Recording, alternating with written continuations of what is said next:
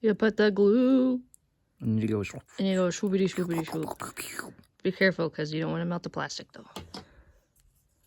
Ideally, you do this before you string the doll, but You can do it after. I don't want to take them apart. Yeah, put one glob and then you roll it around with the. Yeah, there you go. And this is a low temp gun. Yeah. And you let it dry before you put the pieces together.